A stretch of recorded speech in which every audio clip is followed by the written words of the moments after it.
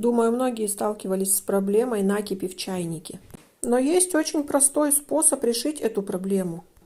Нужно взять чайник, налить туда 1 литр воды и добавить 5 ложек столового уксуса. Прокипятить, и вы удивитесь результату. В процессе кипячения можно открыть крышку. Это продлит немножко срок кипения, и накипь отмоется лучше. Если с первого раза результат вас не устраивает, можно повторить процедуру. После того, как вы прокипятили воду с уксусом, ее нужно слить и прокипятить чайник еще раз чистой водой. И ее тоже слить. После этого можно пользоваться.